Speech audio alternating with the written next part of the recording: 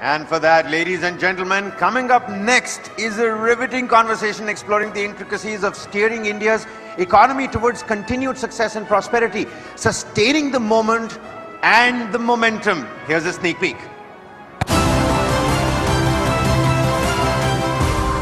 FII's BFF, MDB's poster child, bond indices' newfound love. Across the world, there is just one shining example of sustained growth: India. As India cherishes this long overdue glory, how does it prepare for the momentum to continue unabated? Sustaining the moment and the momentum with Chairman of Maruti Suzuki, R.C. Bhargava. Let's welcome R.C. Bhargava. Ladies and gentlemen, please put your hands together. Maruti Suzuki's Chairman R.C. Bhargava, ladies and gentlemen, on the podium. And he's joined Very warm welcome, sir. And he'll be joined by TV9 Network's Rakesh Khar and Sudha Sananan to conduct this session.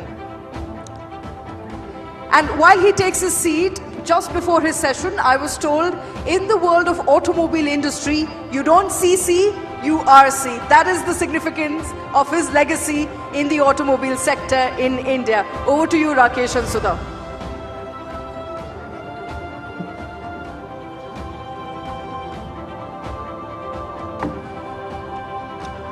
Ladies and gentlemen, what a pleasure to have Mr. Bhargava with us, a legend himself in the automobile industry, someone who's been driving the corporate India story for the last 40 years, having served in the bureaucracy earlier with great distinction. Sudha, over to you. You can start. Yeah. What a pleasure this is, and namaskar to you, sir. I mean, you know, we need more and more legends like you to show us the way, show us the path. With your permission, sir, if I may start. Thank you very much. Mr. Bhargava, today's theme is, of course, India sustaining the moment and the momentum. This is a time when the world economy is facing headwinds. You know, everybody's very bullish about India. According to you, sir, what makes India's story so special? You know, India always had a huge potential for growth. And that potential was based primarily on the quality of the people of India. I think there is no question, and nobody anywhere I think will question that if you look at the average intelligence of people anywhere in the world, Indians are amongst the most intelligent people that you will find on the globe. Indian people have a great commitment to hard work. If it wasn't for that, Right. you wouldn't have had the kind of resilience which Indians have shown over all kinds of adversities over centuries. Yes, sir.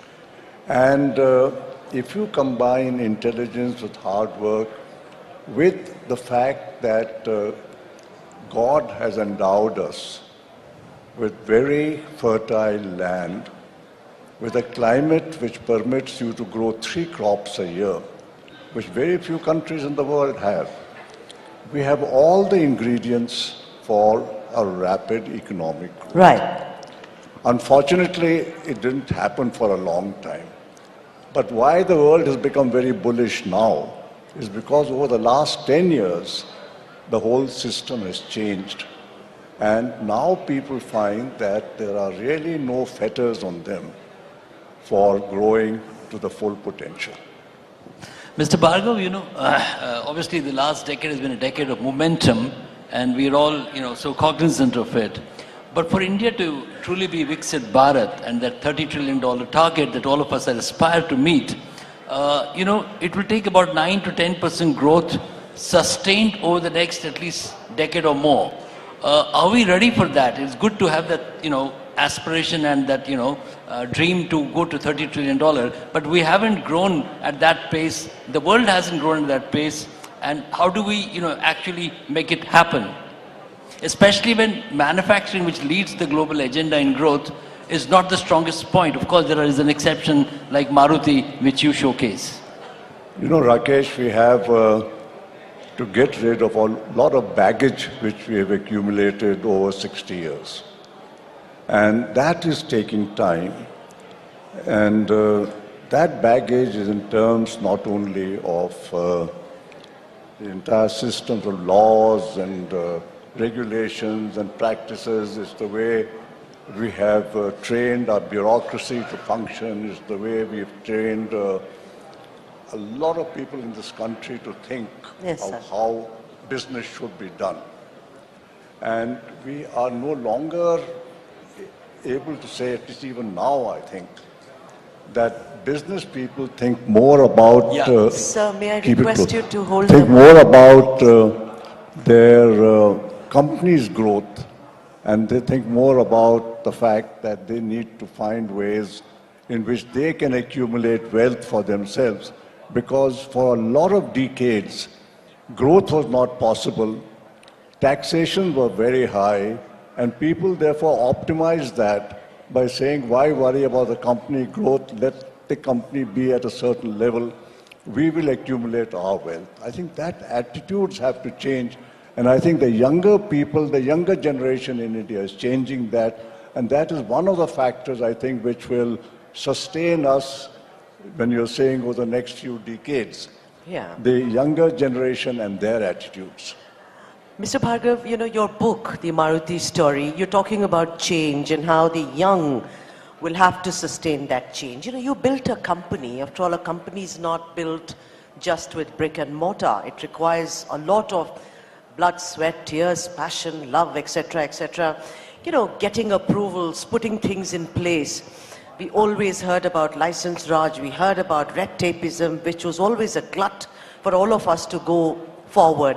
But this particular dispensation, as it were, the government and the entire system, it encourages entrepreneurship. You know, so tell us, what does the future look like for India from now on? I can't see any country in the world today, any country of any size in the world today, which has better prospects for the future than India has. I cannot see the Western world has reached a certain level where I think growth is now a dicey matter. Whether they grow or they will get into recession and things. People have lost that ethos of working. People want a much more luxurious kind of life. They want good things to come without working. And in India today, people are aspiring to greatly improve not only their own future, but the future of their families and their children in the future. And that hunger is going to drive India forward, which very few countries can match. Brilliant. Mr. Bhargava, you know, Maruti, of course, is a great example, which we cite as a great Make in India success story. One way of looking at it is that while Maruti has been a great success, we haven't been able to truly replicate that success across sectors, not necessarily just in the auto sector. But the truth of the matter is that Maruti is essentially foreign-owned. It's a Japanese-owned company. Does ownership have a role, especially in the context of India bringing in Atmanirbhar Bharat? So, you know, how do you look at the Atmanirbhar perspective and this Make in India context, given the Maruti template? So I'm not quite sure if I have understood what you're saying. But in Maruti, I think the major factor was the fact that all of us had no other agenda except the growth of the company. We were focused on how to grow this company because whether to Mr. Krishnamurti, he was at the end of his career. I had left the IAS and I had joined this, so I had no other way except to try and make a success of what I was doing here. Mr. Suzuki in Japan had gambled the future of Suzuki Japan on the Indian venture, where everybody thought that this was not going to be a success and he was going to go down. So I think there's a great deal of motivation all round to do things in the right way and not worry about personal things. No, I was talking about the ownership. Is foreign ownership still an issue in You know, India? ownership doesn't really matter. At that time when we started, government was a 74% owner. But I found, and I had worked for long in government, that government rules permit you a great deal of latitude to do things differently, but still remain within the rules. This belief that government rules are frightfully rigid and they don't permit you to change, I think stands disproved by the fact that within the Maruti system, if you look at all that we did, and I've described a lot of that in my latest book, Impossible to Possible, we have done a whole lot of changes in the management structure, all remaining within the government rule system. Interesting. Yeah. Yes, Sudha. And you know, the Maruti story, I'm going back to the first book. And Sorry? The first book, the Maruti story, sir. You've been always a great votary of teamwork. You thought that people-to-people contact, you know, how you interact with each other, that builds a company, takes it several notches above. With the digitization, sir, and artificial intelligence, how is it going to impact when we talk about manufacturing, product design, etc., etc.? It's a new world out there. What's your opinion on that, Mr. Bhargava? You know, ultimately, in any organization, it is the people who make the difference. In a lot of organizations like IT companies and all, everybody is very homogeneous in the sense that they're all engineers and they're all technocrats and things. And so they all work more or less as a team. In manufacturing, unfortunately, we have this, I'm not sure where this has come from, but it has come that people who are less educated are not the same as us. And we have a kind of superiority complex that if we are better educated, we have all the know-how, and the people who are less educated do not have that kind of know-how. It's totally wrong. Actually, the workers in a factory, and they are about 70% of the total employees, have as much interest in or motivation, if they are motivated correctly, to improve the factory, and they have the capability of doing this because by virtue of the experience which they get by working on the shop floor. The challenge for management or people who are in the higher positions is to respect people as people and to recognize that these people also have the same aspirations as we have. They also want to get a better life for themselves and their children. And if you create conditions where they can see that happening, they will work with full devotion to the company. Yeah, that's the work integrity that we are talking about, which is extremely important to the success of the India growth story.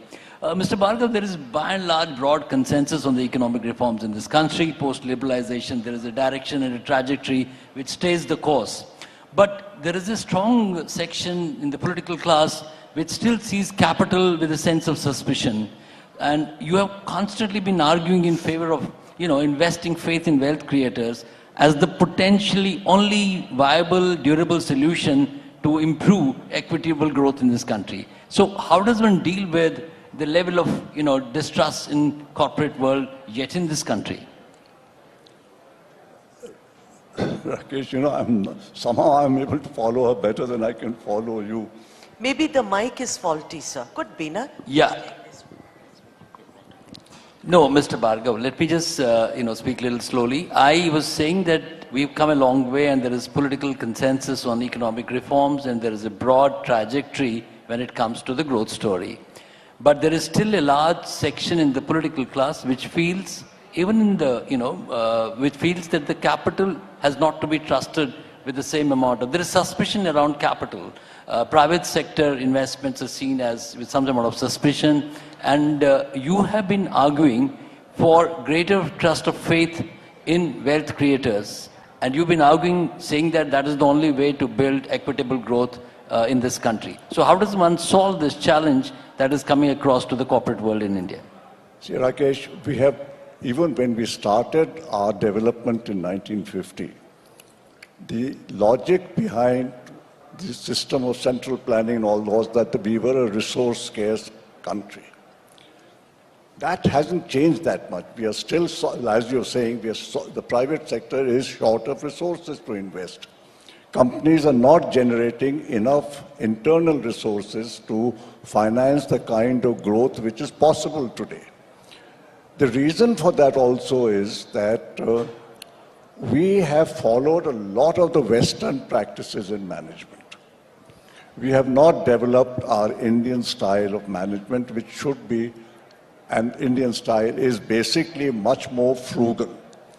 If companies are managed more frugally and you avoid a lot of unnecessary expenditures, which happens because that's the Western pattern, you can actually accumulate far more resources than you think is possible. I'm talking of Maruti. We followed a very frugal management style. We have been able to finance our growth from the original 100,000 cars to 22 lakh cars, which is about 21 times our original capacity, all from resources generated internally. We did not borrow, we did not have to go to anybody for money. We will double this to 4 million, again without raising money from anybody. We don't go to banks, we don't go to the stock market, we don't go anywhere for money. And with all that we have done till now, we have 50,000 crores of cash reserves. So it's not that companies cannot have money. It's the style of management which will make the difference. That's brilliant. And on that note, Mr. Bhargava, it's been a pleasure. It's an honor to have spoken to you. Ladies and gentlemen, give it up for a legend, R.C. Bhargava. It's our honor truly to have listened to you, sir. Sir, if I may help. Everyone, let's give one more round of applause for Mr. R.C. Bhargava. He's a living legend for a lot of people and leaves behind and is sustaining a very, very rich legacy.